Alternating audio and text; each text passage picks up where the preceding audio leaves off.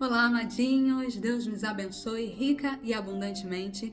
Estamos aqui mais um dia, seguindo firmes e fortes no propósito de fazermos o nosso estudo acerca do livro de Eclesiastes.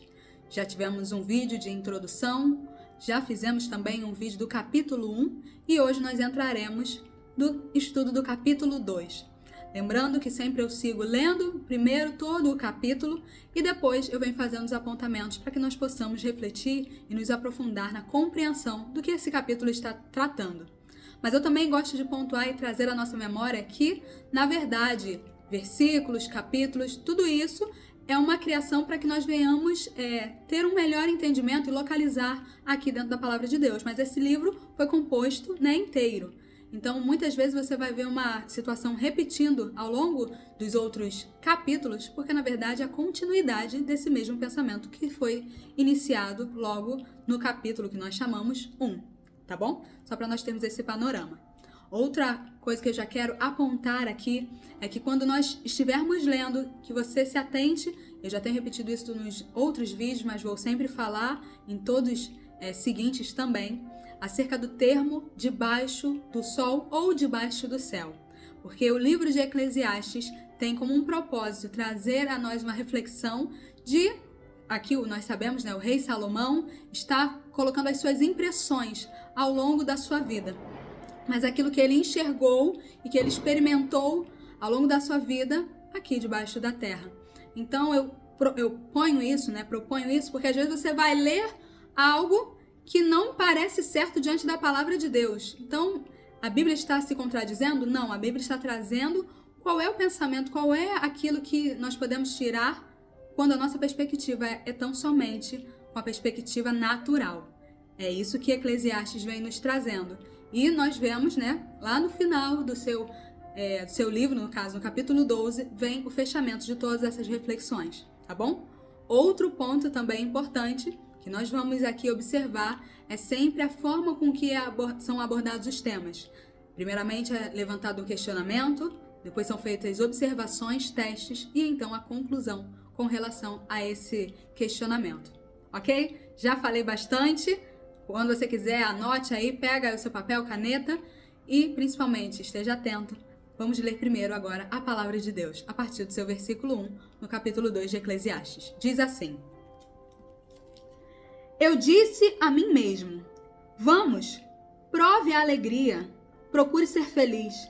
Mas também isso era vaidade. Concluí que o riso é tolice e que a alegria não serve de nada. Resolvi no meu coração entregar-me ao vinho, sem deixar de me guiar pela sabedoria e de me apoderar da loucura, até descobrir o que de bom os filhos dos homens poderiam fazer debaixo do céu, durante os poucos dias de sua vida. Empreendi grandes obras, construí casas e plantei vinhas para mim. Fiz jardins e pomares para mim, e neles plantei árvores frutíferas de toda espécie. Fiz para mim tanques de águas, para com eles regar os bosques em que reverdeciam as árvores. Comprei escravos e escravas, e tive escravos que nasceram em minha casa.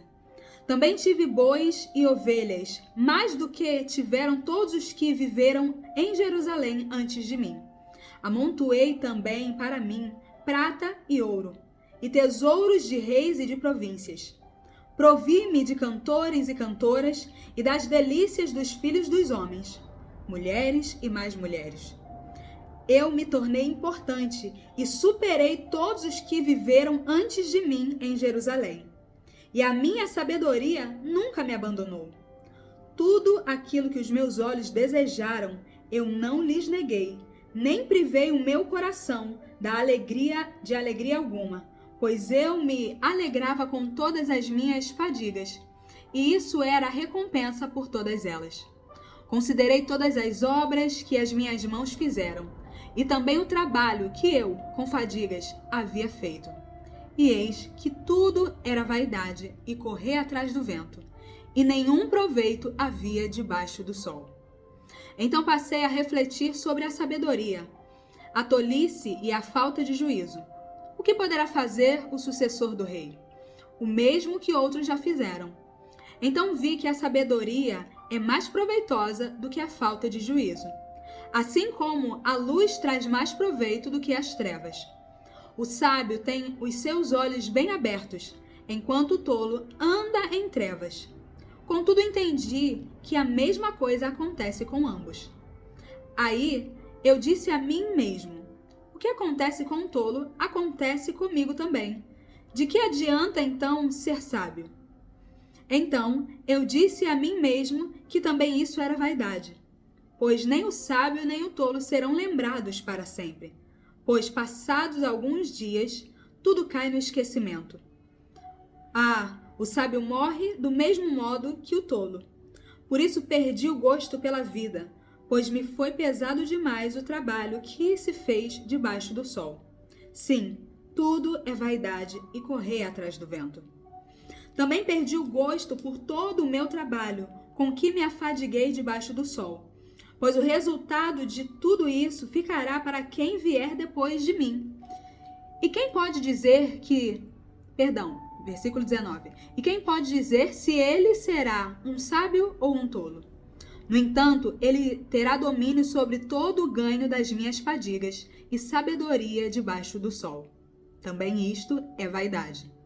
Então tratei de fazer com que o meu coração perdesse a esperança de todo o trabalho com que me afadiguei debaixo do sol. Porque uma pessoa pode fazer o seu trabalho com sabedoria, conhecimento e habilidade, mas deixará o seu ganho como herança a quem por ele não se esforçou. Também isto é vaidade e grande mal. Pois que proveito alguém tem de todo o seu trabalho e da fadiga do seu coração, em que anda trabalhando debaixo do sol? Porque todos os dias são cheios de dor, e o seu trabalho é desgosto. Nem de noite o seu coração descansa. Também isto é vaidade. Não há nada melhor do que para o ser humano do que comer, beber, fazer com que a sua alma desfrute o que conseguiu do seu trabalho. No entanto, vi também que isto vem da mão de Deus, pois separado deste, quem pode comer ou quem pode alegrar-se?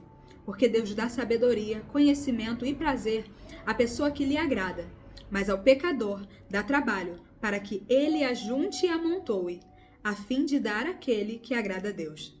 Também isto é vaidade e correr atrás do vento. Esse capítulo é bem extenso, ele tem basicamente, 26 versículos, e ele está tratando, sobre a vaidade, sobre 3 perspectivas, e nós vamos estar trabalhando em cima delas. Eu creio que na sua Bíblia deve ter também esse mesmo tipo de título, do versículo 1 até o versículo 11, está tratando sobre a vaidade das riquezas. Depois do versículo 12 até o versículo 17, vai falando da vaidade da sabedoria. E do versículo 18 até o final, versículo 26, vem tratando sobre a vaidade do trabalho.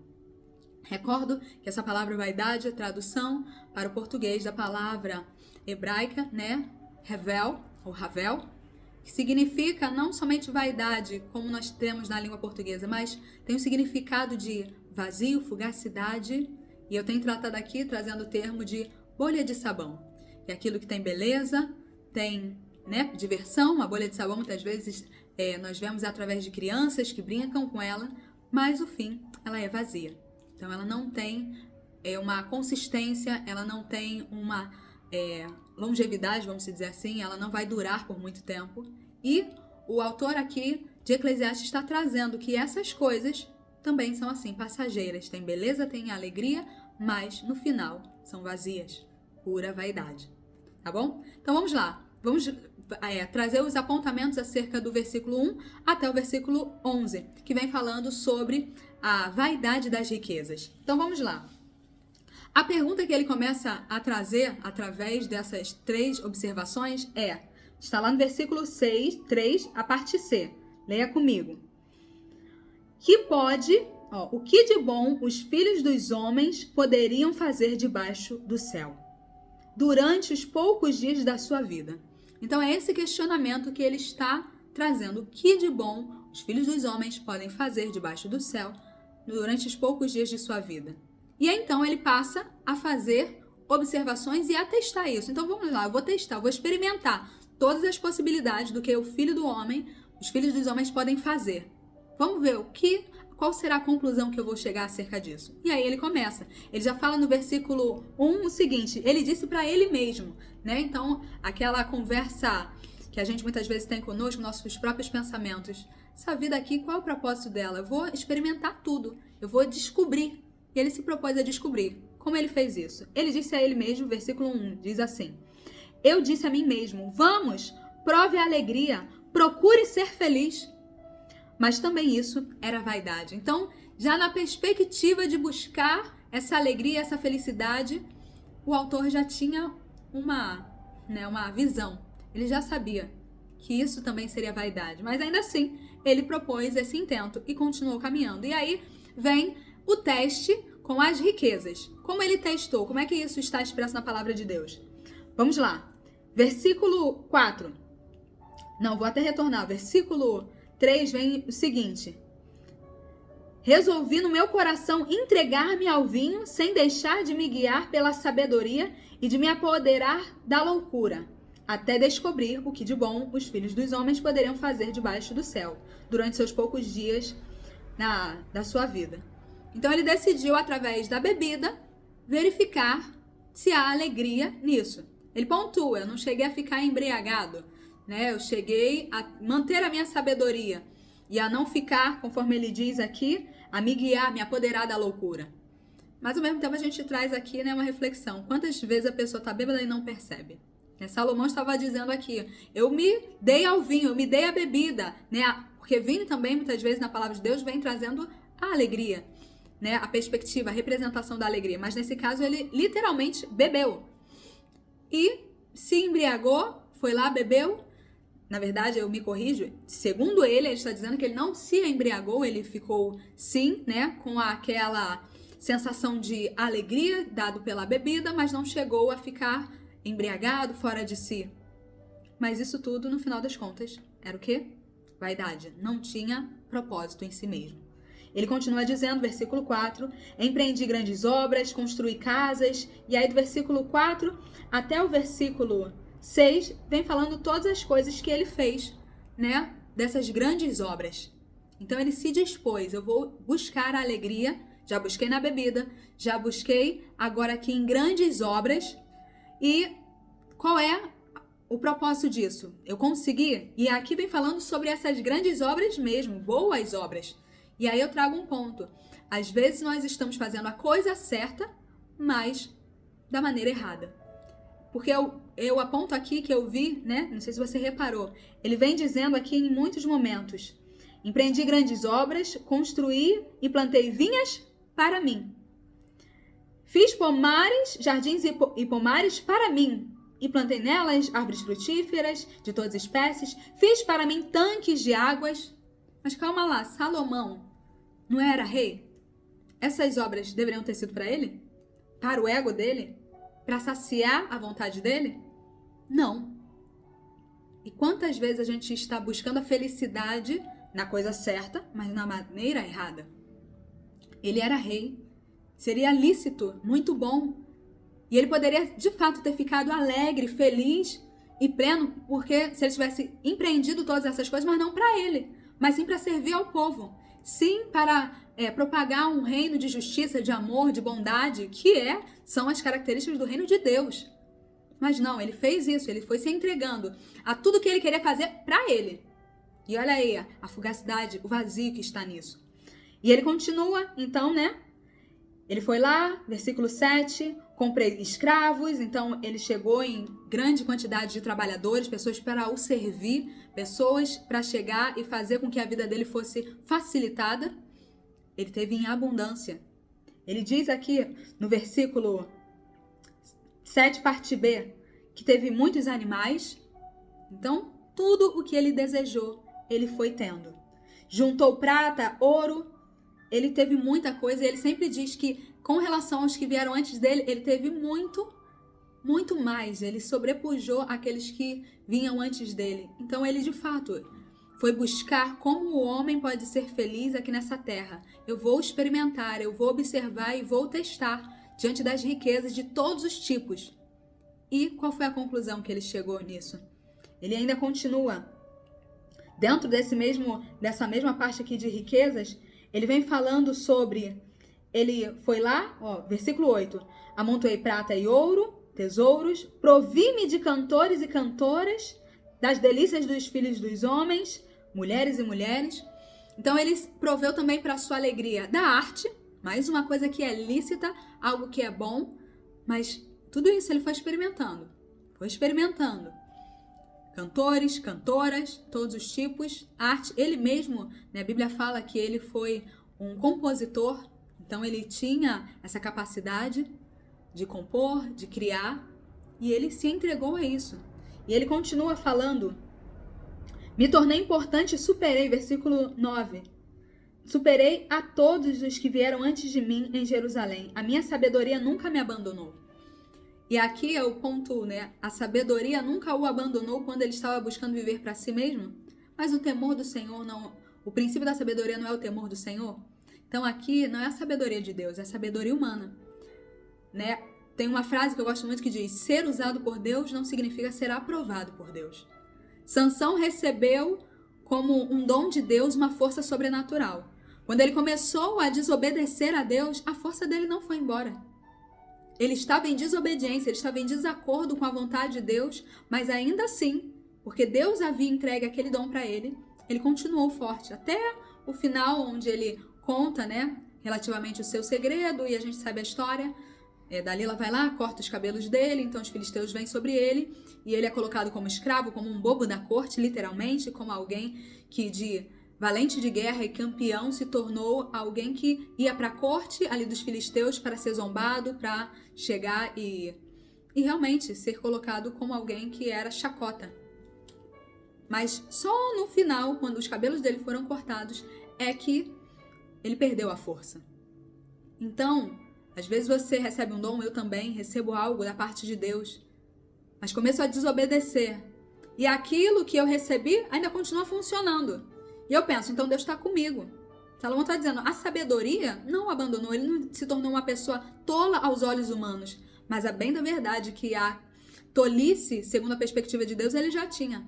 Porque ele chegou e abandonou o princípio da sabedoria, que é o temor de Deus. Aqui a Bíblia, nós lemos no final do versículo 8, que ele experimentou todos os tipos de prazeres, de satisfações. Inclusive, diz o versículo 8 que as delícias dos filhos dos homens, mulheres e mais mulheres. A Bíblia fala que Salomão teve 1000 mulheres, 700 esposas e 300 concubinas. Gente, em 3 anos, na verdade, ele teria que ter quase 3 anos para ficar com todas essas mulheres. Olha a futilidade, o vazio. Ele foi se dando todos os prazeres que ele imaginou, mas nada disso, de fato, trouxe satisfação. E eu quero pontuar aqui, quando a Bíblia aponta essas coisas, não é para aprovar essas coisas, é para mostrar, que Deus muitas vezes permite determinados caminhos, mas isso não significa a aprovação dele. Portanto, que a própria palavra do Senhor diz que no fim dos seus dias, Salomão, ele foi alguém que se apostatou da fé. Depois teve aqui o livro de Eclesiastes que nós vemos, que ele vai colocando tudo isso em ordem, tudo aquilo que ele viveu, e ele conclui, ele retorna então às suas origens, entendendo que todas as coisas são vaidades e que é necessário buscar a Deus. Então teve um arrependimento, mas no seu caminho, nessas coisas que ele está falando aqui, não é para dizer que foi bom e Deus permitiu porque era bom. Não, mas porque ele foi experimentando, Deus foi permitindo, mas isso não continuou sem ser do agrado de Deus. Portanto, que em nenhuma dessas coisas ele teve satisfação. A Bíblia aqui continua, e ele é enfático em dizer isso. Versículo 10. Tudo aquilo que os meus olhos desejaram, eu não lhes neguei, nem privei o meu coração de alegria alguma. Pois eu me alegrava com todas as minhas fadigas, e isso era a recompensa de todas elas. Mas aí ele conclui, versículo 11. Considerei todas as obras das minhas mãos, que as minhas mãos fizeram, e também do trabalho e das minhas fadigas que havia feito. E eis que tudo era muito bom, uau, sou o cara. Não, ele diz, eis que tudo era vaidade, correr atrás do vento, e nenhum proveito havia debaixo do sol. Todas essas coisas que ele intentou fazer e fez. Ele não foi alguém que ficou em projetos. Tem muita gente que fica assim, quando eu tivesse aquele dinheiro, se eu fizesse aquela viagem, se eu tivesse aquilo e aquilo outro, eu seria feliz. Não, Salomão pensava, o que pode me trazer felicidade? E ele não ficava só na esfera dos pensamentos. Ele ia lá e fazia. E ao cumprir cada uma dessas coisas, ele chegou à conclusão, é vaidade, não tem proveito nenhum debaixo do sol. Nessa terra aqui, nessa vida, não tem proveito.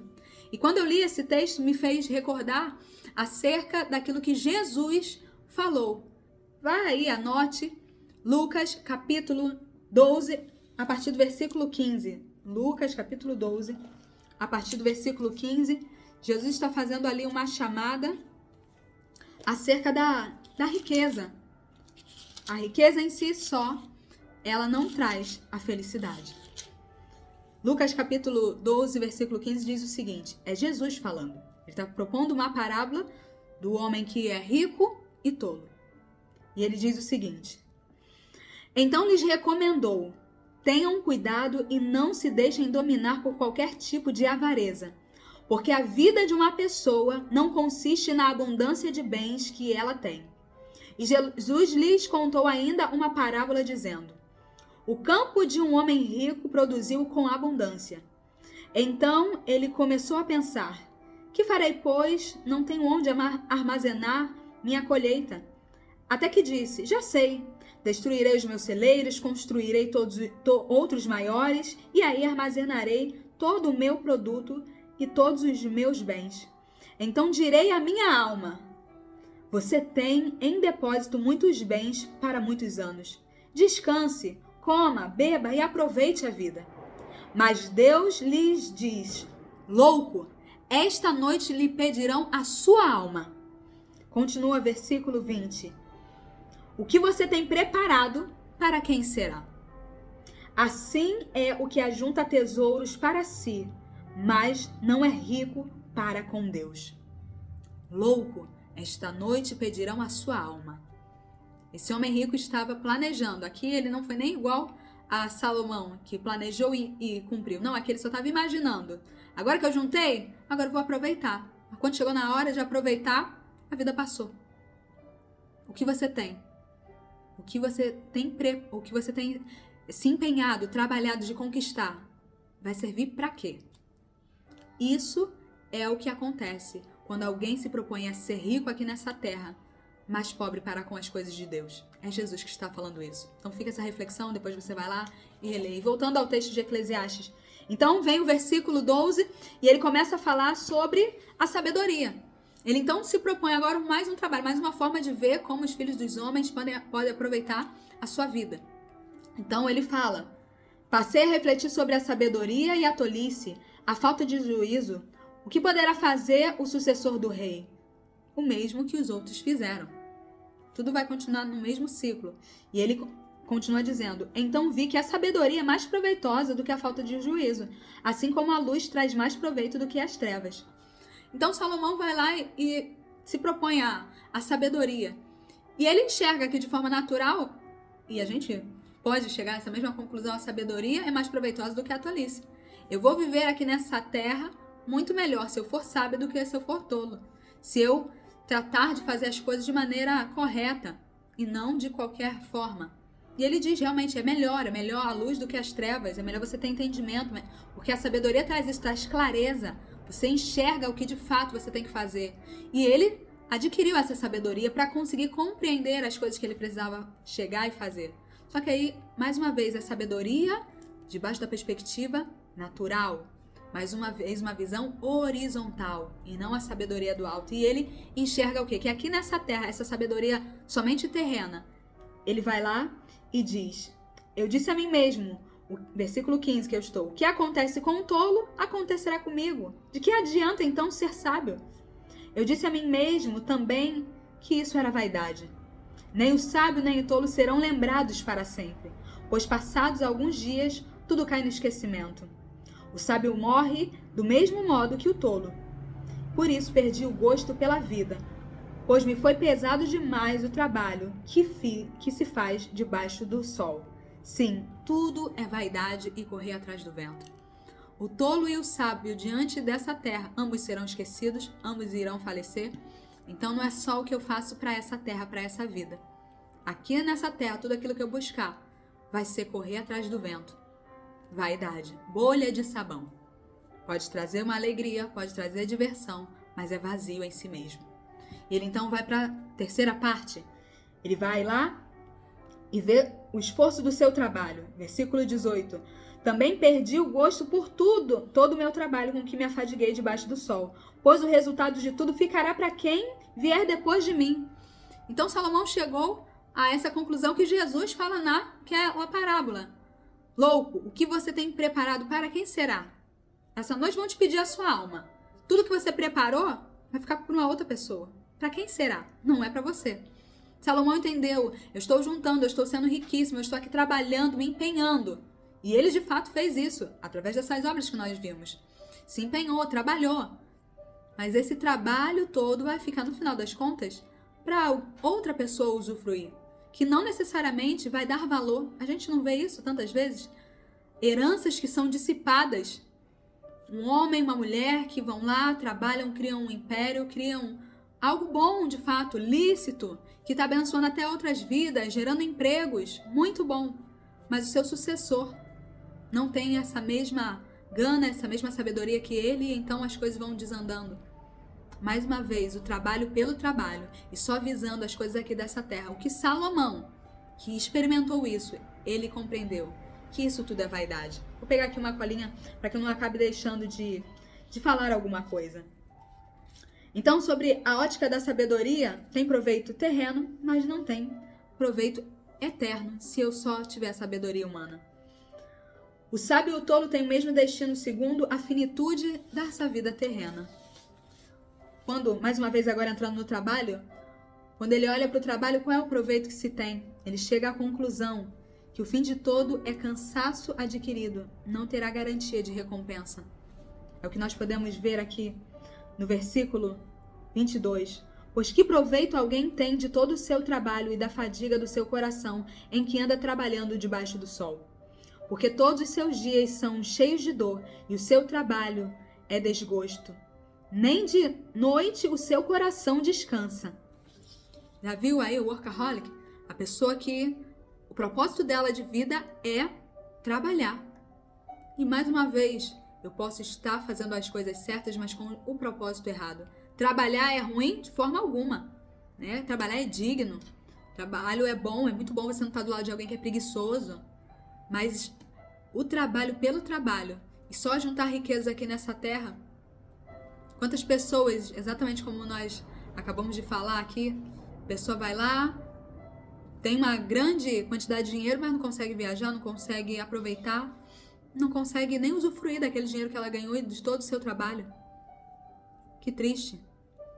Eu trabalho num local, né, no RH, e então uma pessoa estava comentando exatamente isso, que tinha um amigo que foi lá e organizou a sua vida para se aposentar. Tinha dinheiro guardado, não foi alguém que viveu, né, desperdiçando seus recursos, mas se organizou, trabalhou duro durante a vida, juntou os seus recursos para se aposentar e ter uma vida tranquila. Veio a pandemia, a pessoa faleceu. Ela não conseguiu usufruir disso. Ok, isso é bom que ela vai deixar, né, um conforto para sua família, mas a própria pessoa não usufruiu. Então, se a minha vida, o propósito da minha existência está no trabalho tão somente, infelizmente, isso não tem um proveito em si mesmo para trazer alegria e plenitude verdadeira. Ele diz aqui, nem de dia, nem à noite o seu coração se descansa. Quantas pessoas estão doentes, angustiadas, não conseguem desligar por causa do tanto de trabalho. Burnout está aí. Não é uma frase, não é uma moda, mas é existente porque as pessoas estão sobrecarregadas de tanto trabalho. E aí o seu organismo diz, opa, você é humano, você não é máquina. E desliga. Bom ainda quando o corpo dá algum aviso. Pior é quando tem um infarto, quando tem alguma outra coisa. Então o trabalho só pelo trabalho não vai trazer proveito. Mas Salomão, ele não termina com isso. Ele diz então, Não há nada melhor, versículo 24, não há nada melhor para o ser humano do que comer, beber e fazer com que a sua alma desfrute o que conseguiu do seu trabalho. No entanto, vi também que isto vem da mão de Deus. Nós podermos aproveitar do fruto do nosso trabalho vem da mão de Deus. É bom a gente comer, se alegrar, trabalhar e desfrutar disso, é uma bênção. Aqui Salomão está dizendo, não busque nada disso. Não vá para nada disso, não. Mas ele diz que até o nosso desfrutar das coisas que nós fazemos vem da mão de Deus. Porque senão, Deus vai lá e vai fazer com que aquilo que você juntou vá para a mão de outra pessoa. É o que ele finaliza dizendo. Versículo 24, a parte aqui final. No entanto, vi também que isto vem das mãos de Deus. Pois separado deste, quem pode comer ou quem pode alegrar-se? Porque Deus dá sabedoria, conhecimento e prazer à pessoa que lhe agrada. Mas ao pecador dá trabalho para que ele ajunte e amontoe, a fim de dar àquele que agrada a Deus. Também isto é vaidade, correr atrás do vento. Então Deus, ele vai recompensar aquele que o agrada, mas aquele que é pecador, aquele que não honra ele com os seus bens, não honra ele com o seu trabalho, não honra aquele trabalho todo que a pessoa juntar, vai se tornar para outra pessoa. A pessoa não vai conseguir usufruir do seu trabalho. Isso me fez lembrar quando eu falei aqui, né? Buscar essas coisas são lícitas, mas não pode ser o primeiro lugar na nossa vida. Me fez lembrar das palavras de Jesus no Sermão do Monte, lá em Mateus, capítulo 6, versículo 33, que muitas vezes nós repetimos. E é um texto muito verdadeiro. Buscai, pois, em primeiro lugar, o seu reino e a sua justiça, e estas coisas lhes serão acrescentadas. Quais são estas coisas que o texto ali de Mateus 6 está falando? Não são todas as coisas, mas estas coisas. O comer, o vestir, o ter uma vida aproveitando de fato aquilo que é necessário para a nossa subsistência. Quem vai dar isso? Quem vai nos permitir usufruir do fruto do nosso trabalho? É o próprio Deus. Salomão chegou a essa conclusão. Mas fora da vontade de Deus, tudo é vaidade. Eu finalizo aqui essa parte do capítulo 2. Quando eu terminei de ler, me veio à memória sobre Paulo. Lá em Filipenses capítulo 4. Nós muitas vezes falamos só um versículo, tudo posso naquele que me fortalece, mas esquecemos qual é o contexto do que está esse versículo. Aqui nós vemos que Salomão ele fez tudo o que ele quis. Conforme ele mesmo disse, nada que os seus olhos quiseram foi negado, nenhum prazer foi negado. Ele fez tudo o que ele quis, mas ele viu que todas essas coisas eram vaidade, eram vazias, eram fúteis, era uma bolha de sabão que ia estourar e não ia deixar nada em si mesmo. Essa foi a percepção de alguém que teve tudo. Mas quando nós estamos em Deus, Paulo, lá em Filipenses no capítulo 4, eu peço também que você abra, Filipenses capítulo 4, a partir do versículo 12, Paulo que está escrevendo essa carta de uma prisão, e ele ali conclui para aquela igreja sobre tantas coisas que ele havia passado. Lembrando, Salomão foi um rei que conseguiu um reinado de paz. Ele não passou por guerras. Ele realmente aproveitou de forma natural tudo aquilo que tinha para ele aproveitar. Ele pôde ser pleno em aproveitar tudo, mas viu que tudo aquilo que ele a princípio parecia que estava aproveitando, na verdade não estava sendo proveitoso realmente para a vida dele. Mas Paulo, quando nós lemos Filipenses, nós entendemos que, independentemente das circunstâncias, não é, conforme nós lemos também aqui, né? A vida de um homem não consiste na abundância de bens que ele possui. Paulo, mesmo na escassez, mesmo na dificuldade, ele sabia quem ele era e o coração dele estava pleno em Deus. Olha só o que ele diz, mais uma vez, Filipenses, capítulo 4, nós vamos ler a partir do versículo 11. Versículo 12. Sei o que é passar necessidade e sei também o que é ter em abundância. Aprendi o segredo de toda e qualquer circunstância, tanto de estar alimentado como de ter fome, tanto de ter em abundância como passar necessidade. Tudo posso naquele que me fortalece. Paulo, quando a gente tem a nossa visão não debaixo do sol, não segundo o horizontal, aqui só das coisas dessa terra, as circunstâncias, o ter ou não ter, a abundância ou a escassez, não muda quem nós somos e quem o Senhor é nas nossas vidas. A satisfação nós teremos em todo o tempo. Ele diz aqui: aprendi o segredo em todas as circunstâncias. Ele tinha um segredo. O segredo era poder todas as coisas, inclusive o dia mau, naquele que fortalecia ele. O segredo era ter Deus o fortalecendo, Deus o guiando. Eu declaro sobre a minha vida e a sua também que nós, independentemente das circunstâncias, de termos em abundância ou passarmos pela escassez, nós estaremos firmados no Senhor. Nós não ficaremos vivendo de planejamentos. Quando eu tiver aquele emprego, quando eu tiver aquele dinheiro, quando, aí eu vou ser feliz, aí eu vou chegar e vou ser pleno. Não, querido. Deus já quer gerar essa plenitude e te mostrar o segredo. Não é sobre o que você tem, mas o quanto Deus tem de você. Se Deus tiver o seu coração, a Bíblia vem falando exatamente isso. Aonde estiver o seu coração, ali estará o seu tesouro. Se Deus tiver o teu coração, você vai ter um tesouro verdadeiro. Que assim sejamos com cada um de nós. Eu fiz aqui algumas anotações finais. A alegria, uma frase que veio à minha mente, né? A alegria sem Deus é como uma festa ao apagar das luzes. Tem a festa, tudo é maravilhoso, é sensacional, uau, traz aquela alegria. Mas quando a festa termina, fica aquela bagunça. Ao apagar das luzes, tudo que foi ali vivido, de fato fica ali, não segue conosco. A alegria sem Deus é assim. Porque a verdadeira alegria vem como uma característica do fruto do Espírito. A Bíblia fala isso lá em Gálatas capítulo 5. Fruto do Espírito é amor, alegria. Então a presença de Deus nas nossas vidas é que traz a verdadeira alegria. Não é as coisas, mas sim Deus. Outra coisa, se nós buscarmos realmente a felicidade só em nós, só nas coisas naturais, é tolice. Como é que eu vou achar que eu vou me aproveitar a criatura, a criação, longe do Criador? Somente quem nos criou é que tem a chave, tem o segredo para nos fazer feliz verdadeiramente. Outro segredo, né? Paulo chegou a essa conclusão, pois as circunstâncias podiam mudar tantas vezes. Ele sabia em quem ele confiava. E eu finalizo exatamente com essa frase.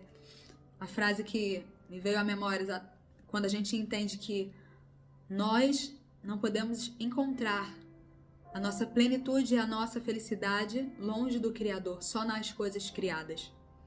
Quando a gente vê um céu tão lindo, sempre me vem à mente a frase: se o céu é lindo assim, quanto mais quem o criou. Quantas coisas belas e maravilhosas nós vemos, mas aquele que criou todas essas coisas é que detém o segredo e a chave, para que nós não venhamos apenas usufruir momentaneamente, mas tenhamos uma satisfação plena e verdadeira. Que assim sejamos nós, possamos encher os nossos lábios para dizer de fato: tudo posso naquele que me fortalece. Não importam as circunstâncias, não importam as riquezas ou a escassez, eu aprendi a viver contente, a ter contentamento, a ter alegria como uma característica da presença de Deus na minha vida em todas as coisas. Eu posso tudo, porque Ele, o Senhor, me fortalece. Amém? Que você possa ter aprendido, mergulhado ainda mais nesse capítulo 2. Deixe as suas impressões aí, comente também. E que Deus te abençoe rica e abundantemente. Muito obrigado você que ficou comigo até agora. Realmente foi um estudo um pouco mais extenso, mas eu creio que te abençoou, assim como me abençoou, e eu sairei daqui mais fortalecida e que assim também seja na sua vida, tá bom? Um grande beijo e até amanhã, porque amanhã tem mais. E amanhã vai ser uma live, ok? Live do capítulo 3. E eu terei um convidado, depois você dá uma olhada lá nos destaques no Instagram, que tem ali uma indicação de qual vai ser o convidado que vai fazer parte dessa live. Deus te abençoe. Um ótimo dia, semana maravilhosa para você.